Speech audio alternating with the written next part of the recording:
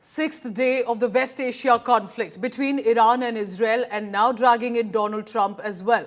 USA is demanding complete surrender from Iran.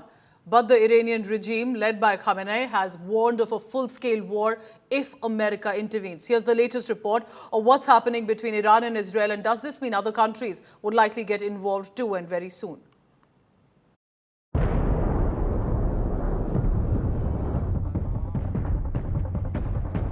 Another day of escalating Israel-Iran conflict. Both nations have made their intent clear. They will be relentless not to be on the back foot. Israel continues to batter targets across Iran. Israeli army struck a nuclear facility used to manufacture centrifuges in Tehran. The facility was used to expand the scale and speed of its uranium enrichment. In the counter-strike, Iran's Revolutionary Guard Corps launched hypersonic Fateh-1 missiles at Israel. عملیاتی که تاکنون اجرا شده صرفاً هشدار برای بازدارندگی بوده است و عملیات تنبیهی به زودی اجرا خواهد شد. به جد به ساکنین سرزمین‌های اشغالی به ویژه تل‌آویو و حیفا هشدار داده می شود برای حفظ جان خود این مناطق رو ترک کنند و خودشون رو قربانی امیال حیوانی نتانیاهو نکنند. We are now on day 5 of Operation Rising Lion. We've struck deep, hitting Iran's nuclear, ballistic, and command capabilities. The Iranian regime has spent years getting closer to a nuclear weapon. They have spent billions building a ballistic missile program. Our mission is clear: to remove the threat at its source. We are aiming at military targets. They are attacking civilian homes. The IDF will continue to operate with precision, strength, and resolve to ensure the safety of the people of Israel.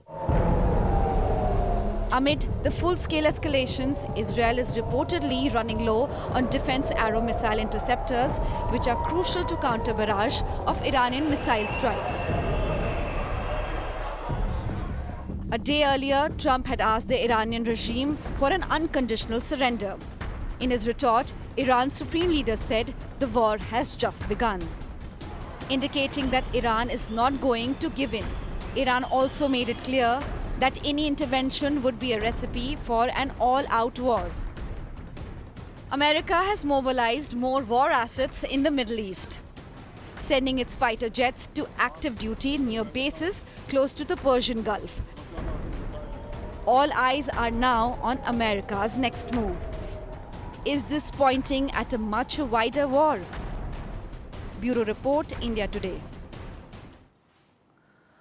So here's what I want to bring to your notice, viewer, that remember, USA is not involved in any way right now, not with regard to military or even political support. Right now, the support is only in words from the USA.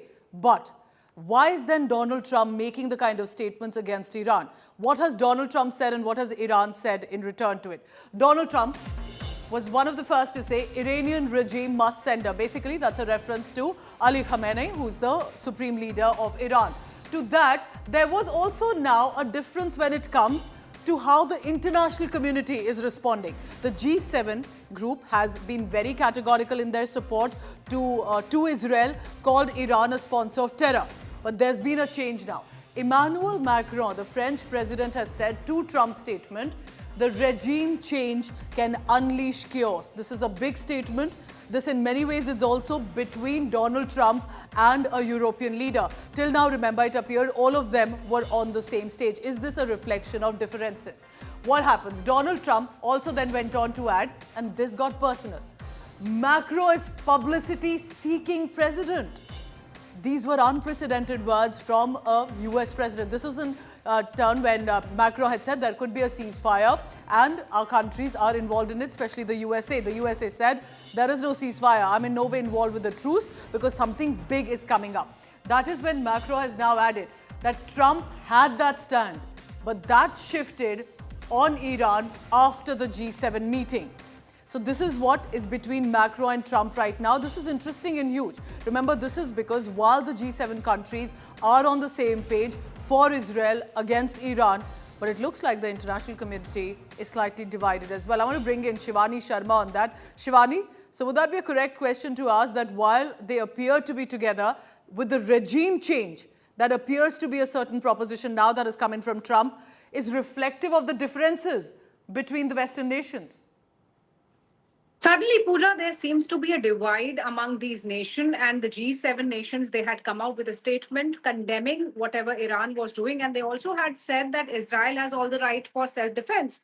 But after yesterday, the equation seems to have changed because, the French president is now claiming that after meeting the G7 leaders, it seems that Donald Trump has changed his mind because he was about to reach back because of the ceasefire. That's the justification he's giving now after the statements of Donald Trump had come that Macron is publicity seeking leader. And now, not only this, Pooja, Emmanuel Macron is also saying that a regime change attempt can lead to more violence, and that should not be attempted.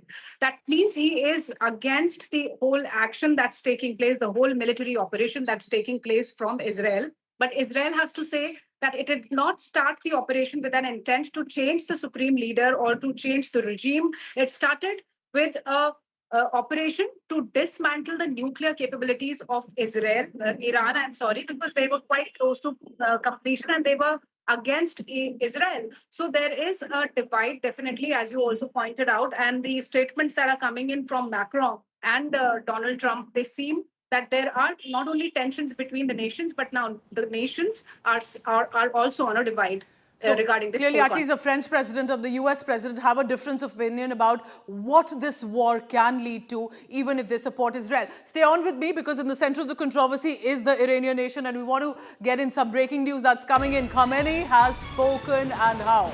The latest statement that has come in from Iran's Supreme Leader Ali Khamenei, and he says that the nation is steadfast and brave, and timely behavior in the face of the Zionist regime's aggression. Americans should know, I quote him here, Americans should know that the Iranian nation cannot be surrendered by any military intervention by them and will undoubtedly cause irreparable damage. This is a televised message that has come in this afternoon from Iran's Supreme Leader, who's about 86 years of age. And he has basically, targeted the Zionist enemy, referring to Israel here, but also in many ways saying that the Iranian nation stands firm against an imposed war, against an imposed peace, and this nation will not surrender in the face of the kind of aggression that's coming in. So remember, while the target is clearly against the US, against Israel, but there is a reflection when it comes to the USA as well. So right now, of course, the targeting by the Supreme Leader says that threatening and ridiculous statements by the US president will also be countered, and how? This is a big statement. This is the latest. I want to quote here what Khamenei has said. The US president threatens us with his absurd rhetoric. He demands that the Iranian people surrender to him. They should make threats against those who are afraid of being threatened. Iranian nation isn't frightened by such threats. So huge statements, provocative in nature, in return saying we are strong and targeting directly with regard to Israel and the United States of America. Remember, USA is not involved via military in this war, but definitely with regard to words right now and support to Israel. So right now, this is the latest statement. Khamenei has spoken up. Remember, the world is watching and tracking this specific development. Shivani Sharma joins us. Shivani, these are strong words. And we have seen how Khamenei has constantly attacked Israel, calling them the Zionist regime an enemy, and of course, now bringing in and dragging in the United States of America too.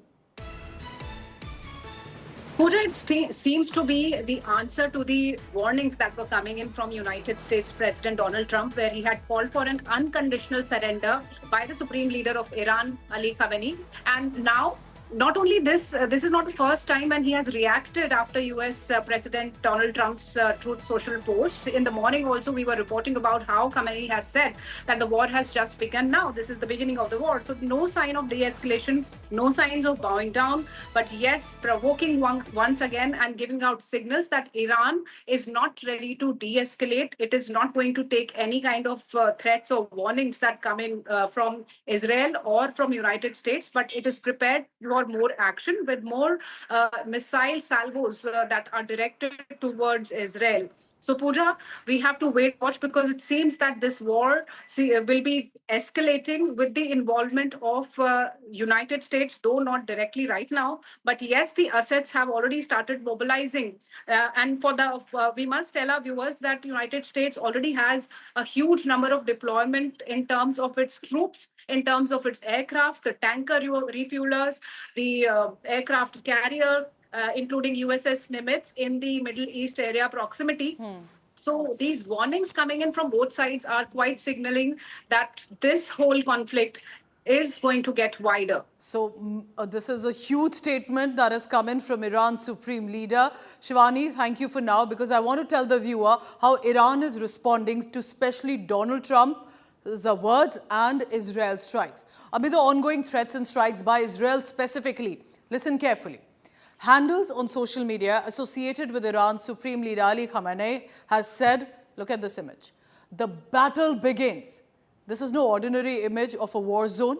This is a direct religious reference that Khamenei has brought in, not just as nation, a modern nation of Iran. This statement, you must know, invokes powerful Islamic symbolism of Haider and Zulfikar. It refers to the first Shia Imam Ali and his legendary sword. This is in reference to the Battle of Khyber. We are talking about 7th century clash, which was primarily fought between the Jewish tribes and the Muslims. Attack was at a fortified Jewish stronghold back then. That is why you see these castle gates, forts like one of these that you see in the image. The battle was eventually won, according to history, according to Islamic history, by the Muslim army. So this image and the statement, therefore, is also a connotation to the modern day Jewish majority Israel and Muslim majority Iran.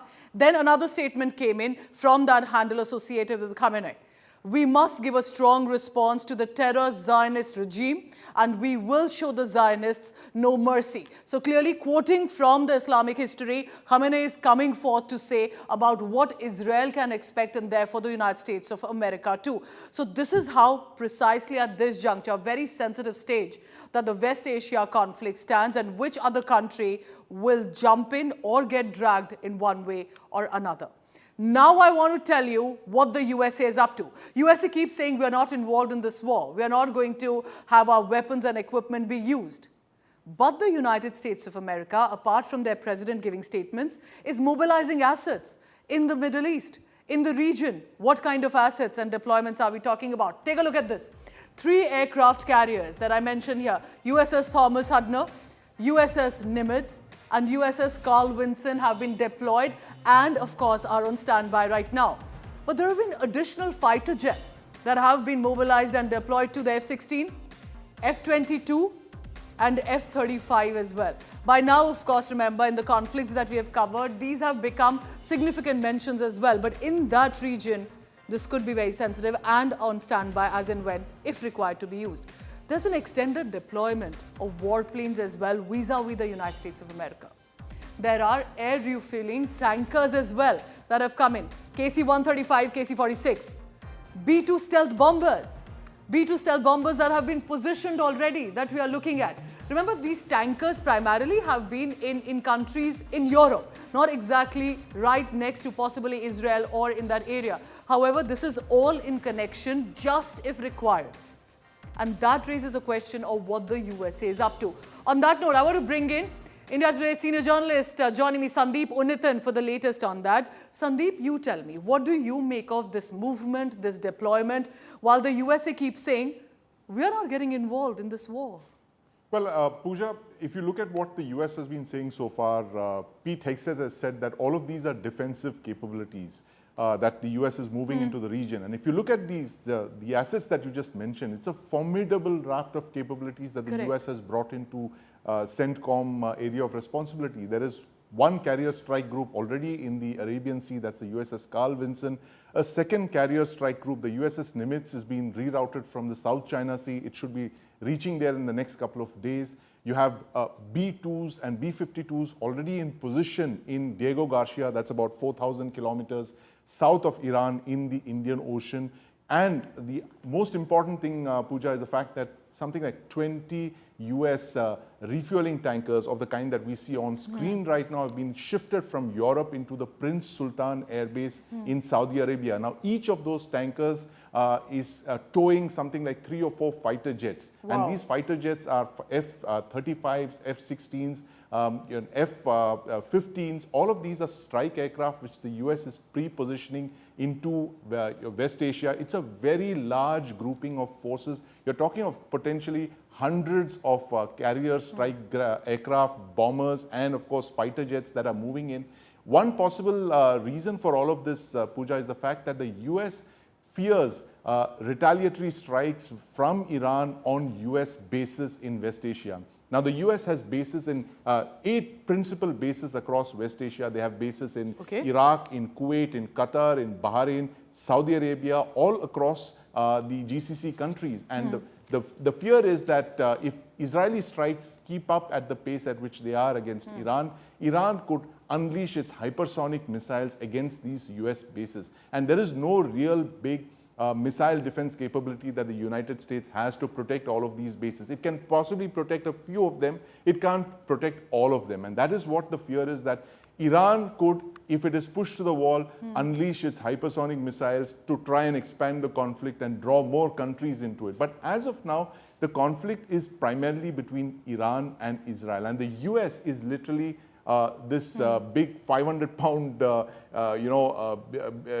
strongman that's sitting on the fence and waiting and watching. We don't know if this was part of the plan or this is something called mission creep, where you start your operations with one set of objectives, and as the operations progress, you start changing your objectives mid-course. It's quite possible that the US sees a window of opportunity here where Iran is completely defenseless. It has no ground-based air defenses, and they could just make the move, go in and destroy their nuclear capabilities once and for all. Pooja. Stay on with me, Sandeep, because I want to come to you again with what possibly can happen. I want to quote from what the New York Times has published this morning.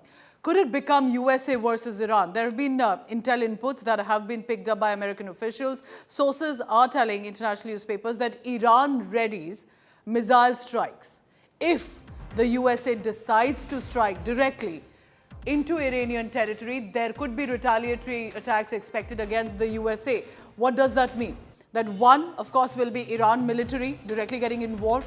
Then there could be also Houthi militia threatening already the Red Sea shipping. But remember, at this juncture, Iran-backed forces are ready to disrupt maritime routes, American ships that are in the Red Sea, and that could disrupt a massive international transportation plan. American forces are also on high alert. There are commanders who have been on highest priority alert right now, looking at how the situation unfolds. Dozens of US tanker aircraft have been deployed to Europe right now, again on standby. American commanders are bracing already for a wider war concerns mounting over possible US involvement in this Israel-Iran conflict. A quick question there, Sandeep, to you about how do you see this panning out in the days to come? I understand it's still a developing story, but we're talking about an 86-year-old Khamenei. We need a successor for Iran. Then at this juncture, their commanders have been wiped off, their facilities have been targeted. How prepared do you think Iran really is, or is this just about a bluff on their words? Well, Pooja, Iran, the present regime came to power in 1979, early 1979, Ayatollah Khamenei's revolution. Since then, in the last 45 years, this is the gravest threat to Iran that it's faced in these 45 years. Never has the regime of Iran been so isolated and so mercilessly pounded from the air as it is being today by Israel. So it's dilemma for Khamenei. And he's, as you pointed out, he's 86 years old. He does not have a clear successor. His military command and control is completely disrupted. Commanders have been killed. Scientists have been killed. There is complete chaos in Iran at the moment. So we really don't know what the Iranian regime could do. They don't have nuclear weapons. That is a fact. And they could actually be, a section within Iran which would actually say that we should have maybe gone in for those nuclear weapons. We would not have possibly seen this date. But that is precisely the reason that Israel is striking at Iran, Pooja. I mean, Israel is one country that will not allow any Arab country or any Muslim country in the region to have nuclear weapons, because this directly threatens their existence. They've done this in the past. They've done it with Iraq in 1981. They've done it with Syria in 2007. And now what we are seeing today is the defangment, the nuclear defangment of Iran, to ensure that it cannot produce nuclear weapons, at least in the short term, in the next decade or so, to threaten Israel directly. Israel has, of course, carried out these attacks. Today, they've destroyed the facilities, as you just informed viewers. Correct. The centrifuge making facilities in Tehran have been destroyed. They've attacked Natanz, which is a very crucial uranium enrichment facility. But of course, that big problem that Israel faces is the Fodro enrichment plant, which is deep underground in Pars province, southeast of Tehran. That is the big nut that Israel has not been able to crack, for which it needs the United States. And it's quite possible, Pooja, that the United States could possibly sneak in, attack those targets, not claim credit for it, give Israel all credit for destroying that facility. But that is when Iran enters the picture. And that kind of explains why Supreme Leader Khamenei has made that statement that we will retaliate if the United States enters that war. And that is a big if, that only days to come will be able to relieve. But I also have to say, compared to the conflicts in the past few years that we have seen, there is a lack of clarity, there is complete uncertainty, and of course the unpredictable nature of Donald Trump that's adding on to the current status and what's unfolding between Iran and Israel. We'll be tracking that and more. Sandeep, thank you very much for your expertise and perspective. Remember, India is also involved in this, involved in the manner that we have our nationals, our professionals and students who've been stranded in Iran. India has initiated the evacuation mission. And I'm very happy to mention here, because these are under difficult circumstances, over 110 Indian students, especially from medical universities, and most of them are from the Kashmir Valley, others from different states as well, have been able to successfully cross the border, the land border, into Armenia. Remember, there is right now bombing and strikes happening, and yet our External Affairs Ministry and the coordination, of course, with the Iranian ambassadors have been able to take care and keep our people safe. As per the MEA, all tickets have been arranged free of cost by the Indian government. Tickets from Delhi to Srinagar are also being arranged to ensure a smooth and complete journey home for the students of the valley. Now, here's how it's going to pan out. The students depart from the Yerevan airport. Then they fly to Doha. From Doha, they will board a connecting flight to Delhi and then to their respective cities. All of this is being managed, and this is, of course, after being able to bring them out of Tehran, specifically to Qom, and then across the border. Massive missions, and Indian government making it look very easy at this juncture.